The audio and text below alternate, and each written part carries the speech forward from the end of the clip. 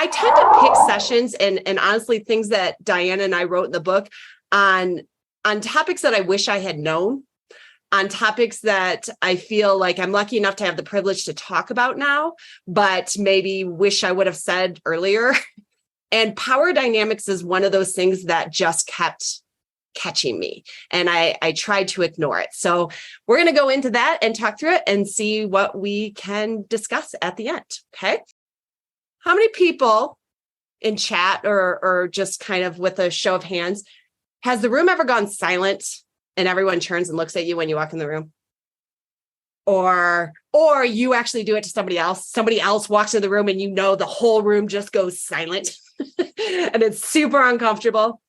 It's happened to me. I've done it to other people, and I've been the person that has walked into the room.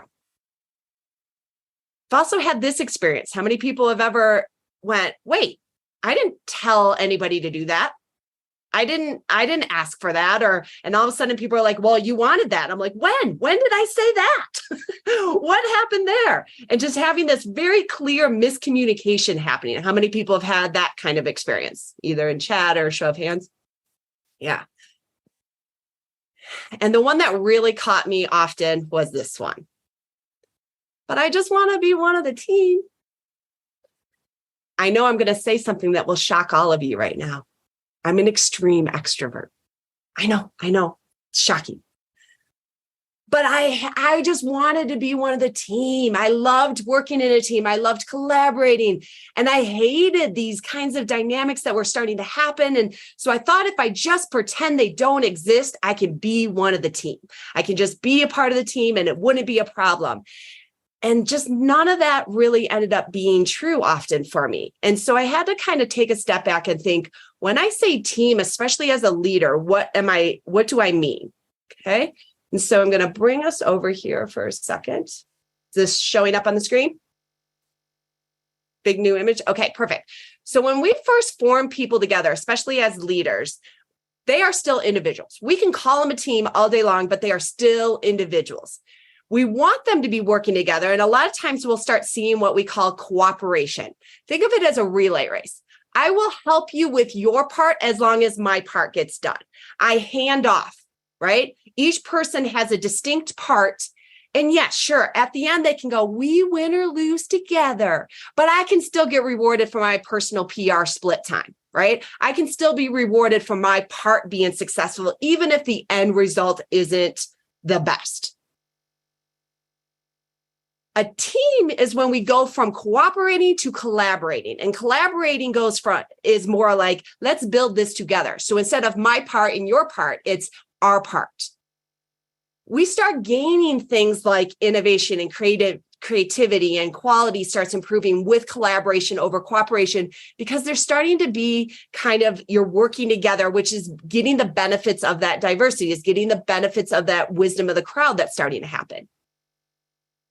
And I thought team was the end all be all, especially as a leader. Like when I started getting them to move from cooperation to collaboration, I was like, yes, I rock as a leader. I'm amazing. Look at what we're getting done. And then I said things like this. I wish I could take a day off. Boy, could I just clone 4 more Sanjeevs? Like I need 4 more Sanjeevs, but that Bob, I just have to make sure nothing gets dropped. I. Notice the language there, right? As a leader, I was kind of what we call the hub. I was the person that needed to make sure that everything was happening, everything was going down, everything was needed and happening. And that's powerful. And you need to be the hub to get them to this point. But at this point, the only thing stopping them from becoming a high-performing team is you. I know it hurts. I know I'm saying it, but it's true. The only thing stopping them from becoming more self-organizing is you as a leader. You as a leader learning how to deal with these power dynamics. Because what I didn't understand was I thought if I stopped being the hub, that then my team didn't need me anymore. Aw, how cute. No, your team still needs you. Your team is still going to be doing things over here. They just don't need you to be the hub. But learning how to stop being the hub takes a lot of different factors in. And one of the factors that we're going to talk about today is power dynamics. What I didn't understand was my power dynamic was actually making me bigger, not smaller, not removing myself as the hub. And so in order to hit into those next stages where you're moving into high performance, where you're moving into where the team can be resilient and learning and growing, this transition from here into these next levels requires you to start dealing with certain things. And one of them is power dynamics. So let's talk about 4 very specific power dynamics that will trip up things in this transition and helping you as a leader get your team to the next level of performance. One of them is called formal power. Now, formal power is what most people think of.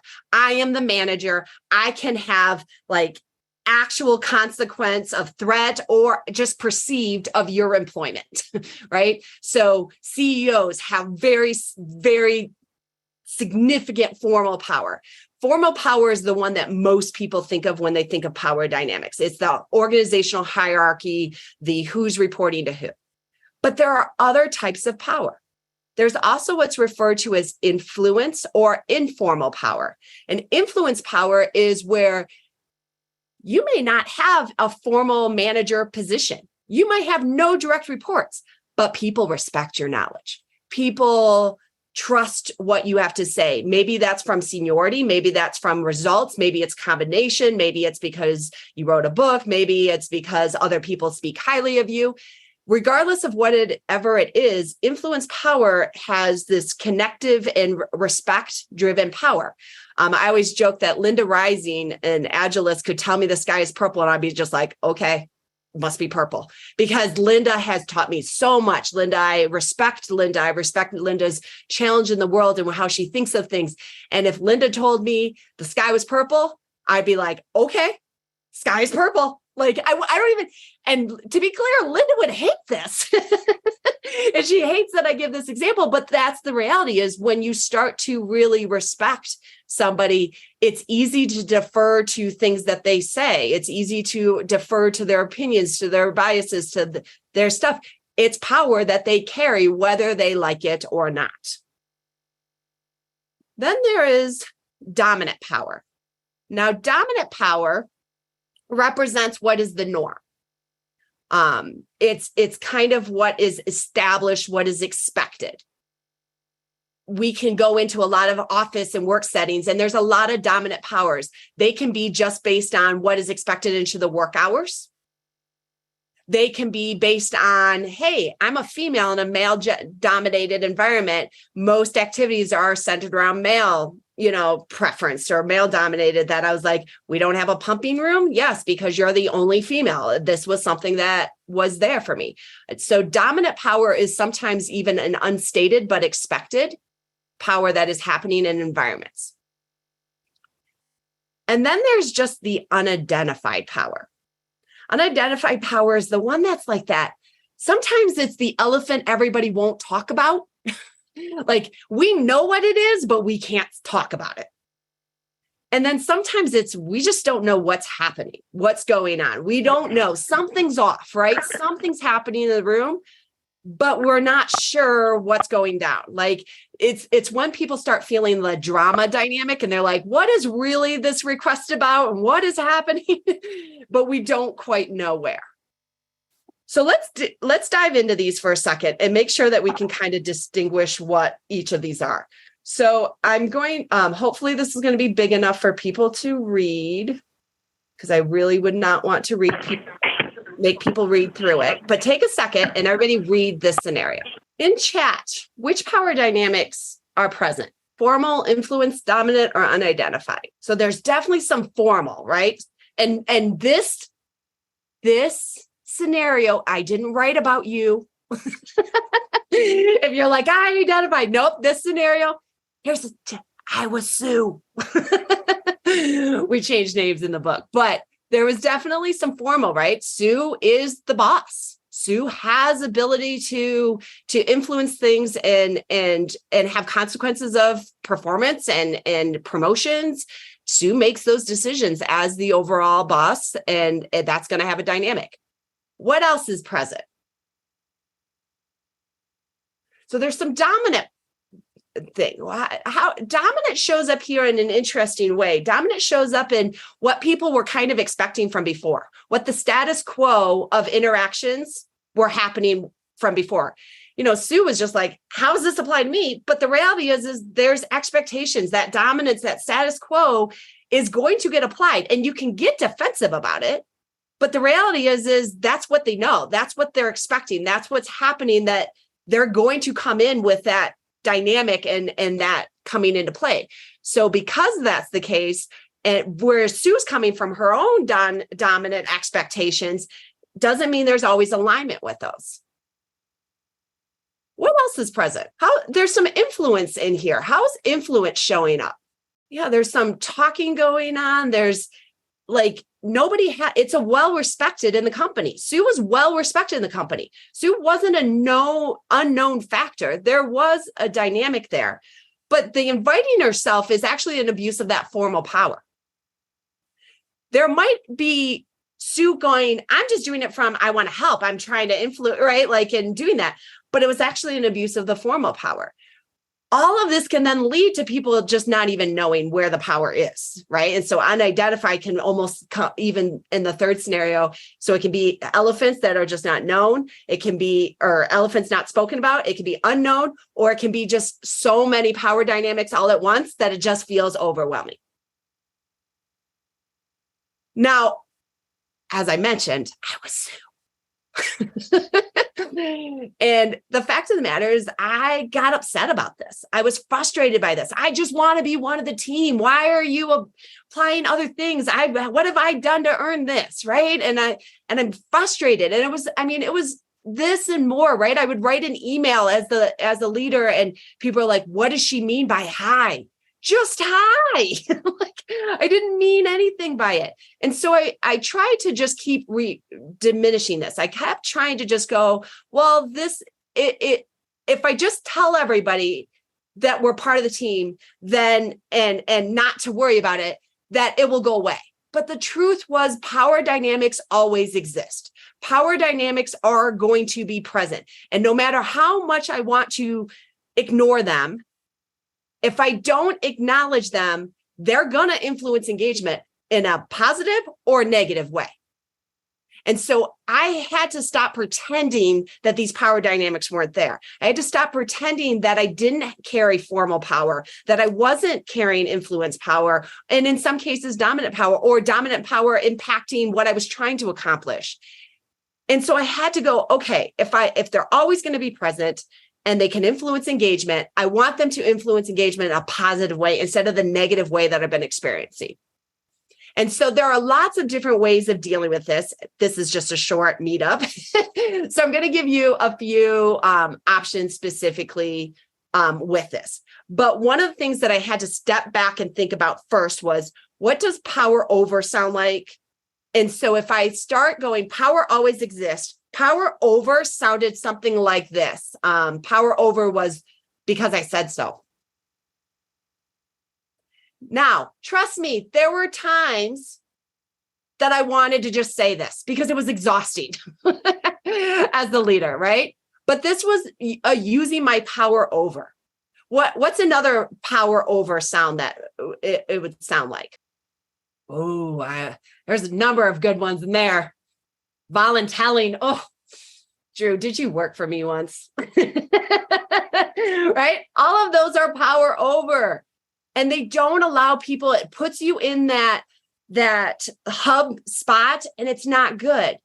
But what's the good intent behind power over? Like, clearly, I wasn't walking around going, who can I make mad today? Or who can I disempower today? Or who can I frustrate, right? What's the good intent behind power over?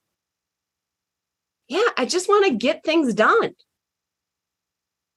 But I love that you put done in quotes, right? Like there's this, but are we? And how are we doing that? And is it in the best way? Is it going to be helpful? Is it going to scale?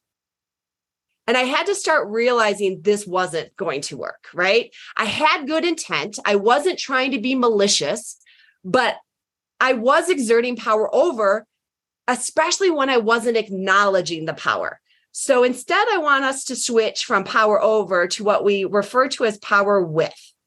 Okay. And here's what power with kind of looks like. And again, I'm only going to give a couple examples because there's lots of different ways to do power with. So one is taking it and going, how do I shine a spotlight on a problem?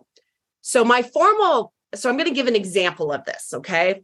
And what I mean by shifting from power over to power with by shining a spotlight on a scenario. And so to do this, I'm going to use my mouse here and bear with me as we do this because I'm going to write on the chart, okay? So I had a lead developer approach me and two lead developers actually, and they were super mad. They were like, Tricia, my team is not stepping up and I'm just going to start telling them what to do. And I was like, well, let's back up. Let's shine a spotlight on the problem and see what results from it. So at the end of a sprint planning, I ended up writing down lead developer 1, and I wrote lead developer 2, and then I had all the different developers, developer 1, developer 2, and I put their actual names. I didn't label them like this. Don't judge me, okay?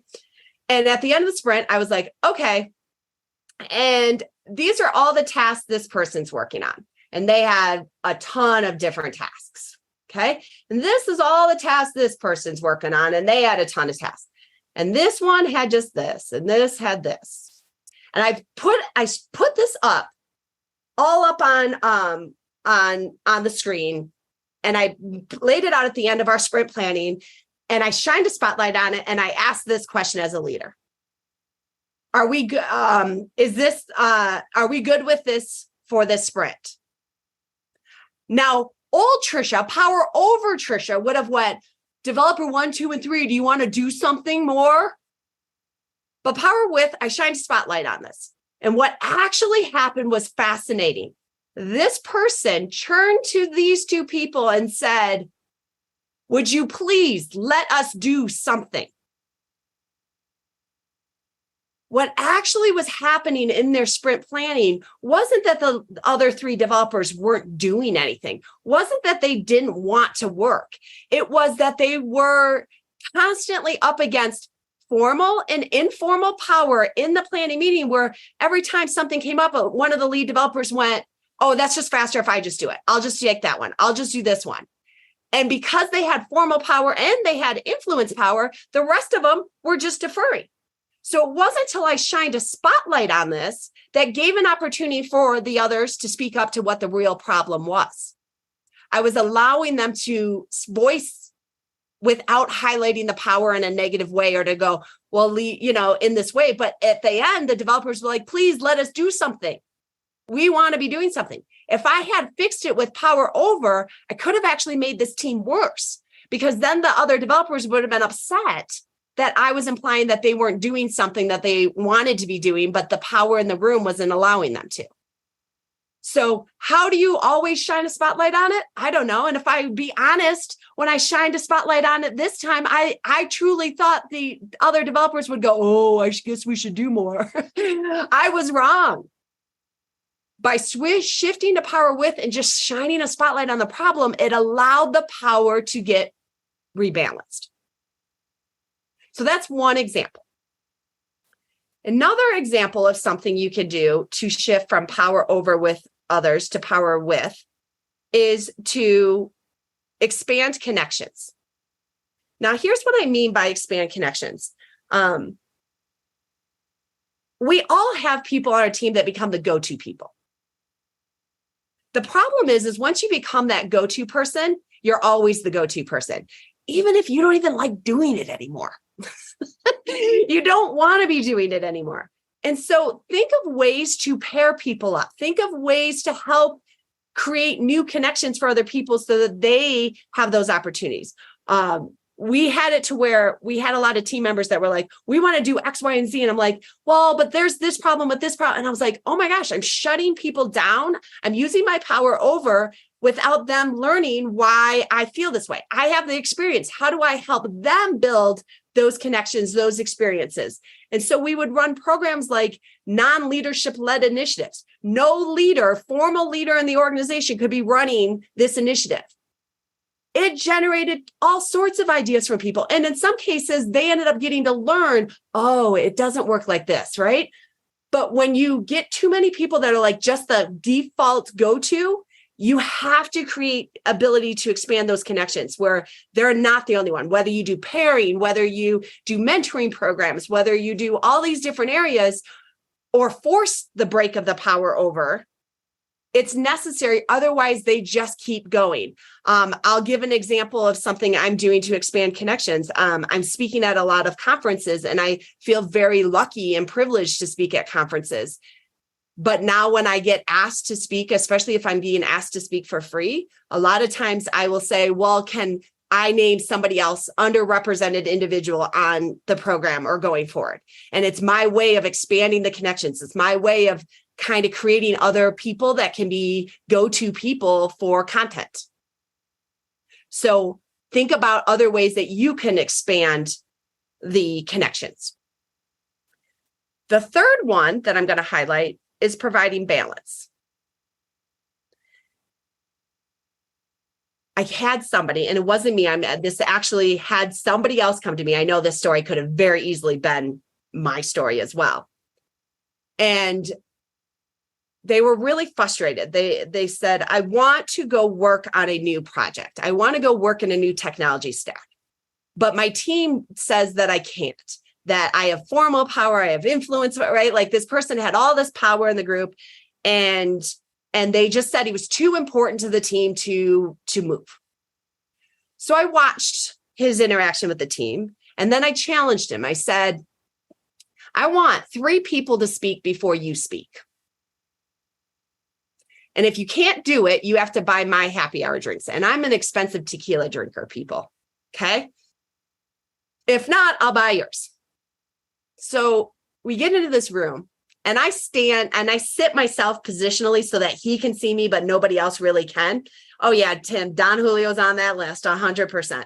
I sit strategically to where people are on the list. And the facilitator asks a question. The facilitator says, okay, I forget what the specific question. It was something like, how do we want to move forward or whatever?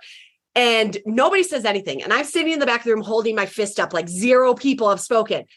And this person doesn't speak. And everybody just starts staring because the dominant power in the room said he speaks, right? And he does not speak. Everybody, it was uncomfortable, like easily 5 minutes of staring at this poor guy. And I'm just holding up a 0 in the back of the room.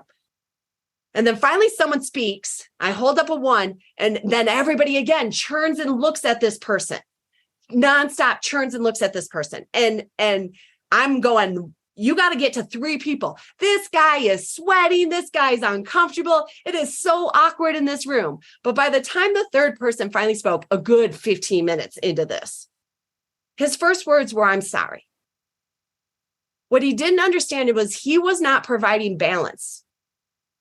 He thought he was being efficient. He thought he was being helpful. But by not creating space, by not providing balance for people to engage, to think through things, to participate, it was only increasing his power dynamics in negative ways. So in Ask 3, Then Me, which is a teaching, from the education discipline, is a really powerful technique. An alternative powerful technique is something that I believe it's a liberating structure that is, it's called 1, 2, 4, all. And Control Z, hold on, sorry. Got to move the whole thing together. Is 1, 2, 4, all, where basically you let individuals come up with their own thoughts first. This is powerful. It allows people time to process and think, time to explore what they have to contribute to the situation. And then go find a partner to discuss it, because sometimes I don't want to discuss something out loud in case I'm wrong and it might be embarrassing. So to only say it to one other person can be really powerful and useful first. Then go get a group of 4. Then go all. You can break this up further and go 8, 6. I don't care, right? But what you're doing with this is providing balance for people. You're providing opportunities for multiple people to engage. You're providing opportunities for people to participate in the ways that they want to, because not everybody, and I don't understand you people, I like to, but not everybody wants to shout out in front of 50 people. Well, we got 100 people in here. Not everybody wants to shout out in front of 100 people. Not everybody wants to even put in chat in 100 people. But if you do breakout rooms, they're going to engage, right? So how are you providing balance for people to engage and participate in ways that minimize the negative impacts of this power, but also increases the leverage of the diversity that's in your room? And the fourth tip that I want to give today is embracing the conflict. Now, I'm going to say another shocking thing. Ready? I do. I know you're not supposed to admit that, but I think that's silly. The scariest team I ever went on to was a VP who told me, you're going to love this team. They have no conflict ever, because they didn't speak to each other. They never spoke. That is not, if we think about the power of the wisdom of the crowd, the power is because we have differences of experiences and thoughts and opinions. That's going to result in conflict. What you want is conflict. You don't want drama. Those are not the same thing, right? How do you keep conflict healthy is partially by embracing conflict. When we try to pretend like we can avoid conflict, that is when we end up with drama. That is when we end up with things that are going to cause us challenges. That's going to escalate because we didn't just address the problem at the time. Now, when I say embracing conflict, that's kind of one of those things that's like telling somebody to calm down when they need to calm down. You can't just will it, right? Like, well, calm down. Oh, okay. I didn't realize I needed to calm down. No, in fact, telling somebody to calm down might just send them over the edge even further, right? Well, embracing the conflict can be really scary for people too. And just telling people to embrace it doesn't just magically happen. So one of the techniques that I really use quite a lot is from CRR Global, and it's the concept of 2% truth. And so when I think about 2% truth I think about what is the 2% truth in this that I can agree with? Even though we're in a conflict, what's the 2% truth that I can agree with? And one of the first times I learned this, I was in a situation that I was facing lots of different power dynamics. So I had a VP, my boss, that we just didn't connect. There was no influence power going on. I had no influence power at this point. At this point, I had very little respect for this individual. But there was very formal power, but I was quitting. I quit. And in fact, this last interaction, this last conflict was my last day where she wanted to give me feedback. So I had removed the formal power because I resigned. There was no influence power. But there was a lot of unidentified power remaining between us. And she said the one thing that would have been very easy for me to get super defensive about. She said, Tricia, this is going to be hard for you to hear, which, by the way, are not good approach to starting feedback. Okay. But two, she goes, but you need to hear it. You do not connect with people. Now, I have a laundry list of issues. I make lists of lists. I am very aggressive and outgoing, and what I tend to think comes out here very quickly. I have lots of problems, willing to acknowledge them for days. But one of the things I'm kind of most proud of is my ability to be empathetic, my ability to connect with people. Now, granted, there are people who really, really, really love me and people who really, really hate me. But connection is something that's super, super important to me. It's part of the reason I get teared up when I'm at conferences. It's part of the reason I get so excited when I see all these faces and Tim coming back on. It's like the third time I've seen Tim, right? And all these things they fill my soul. So she said the one thing that fills my soul, and it would have been really easy for me in that moment to just go off. And old Tricia would have. But this Tricia went, I'm trying to shift from power over to power with. I want to embrace this conflict. What's the 2% truth? And I am not kidding you. I did sit there and go, 2% truth. It took me a second to kind of calm myself, think about it, and go. And I went, 2%. Yes, you and I did not connect. Now, she was implying I didn't connect with anybody. I'm still very close to a lot of those colleagues. In fact, I talked to one of them literally yesterday. But I didn't need to focus on that 98% because there was 2% truth in what she was saying in that moment. And by responding in a way that acknowledged the 2% truth, that her and I did not connect, it opened the door for us to have some conversation about why we didn't connect.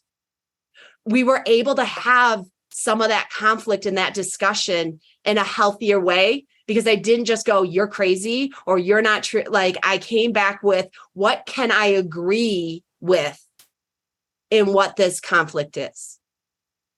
And so I'm going to challenge you, and you do not have to put this in chat for a second, but I'm going to challenge you for a second. And as if somebody came up to you and said this sentence, we can't trust you to speak up about this. Now you're going to have to put yourself in your own scenarios. Maybe you're thinking about, an upcoming layoffs, or you're thinking about tough conversation with a customer. I don't put yourself in whatever real world you are in right now. And someone tells you, we can't trust you to speak up about this. Can you find the 2% truth in it? That's true for you. You can't lie. It's got to be true. But can you find? And no, you do not need to put it in chat. This is a safe spot, okay? But just take a minute. I'm going to be quiet for a minute. I know that's hard for me, but I'm going to be quiet for a minute and think about what the 2% truth is that's real for you in your world right now. Did anyone still find themselves getting defensive? I'm seeing how many of you are truthful. How many, right? It's hard. It's hard. But if you can find some of that common ground first, that some of that 2%, you're more likely to engage in a conversation. I'm not saying I had to agree with her feedback or take her feedback. I still am very proud of the connections I'm able to make. But there was something for me to learn in there why I didn't connect with her. And the more that I can focus in on the 2%, the more that I'm able to go with power with over power over something. These are the things I think about most when I'm trying to move. Not eliminate the power dynamics, because they're always going to exist. But what I think about when I'm trying to move towards and shift towards power with, in creating environments where that next level of performance can happen, where that influence that is happening because of the power is in a positive way, not in a negative way.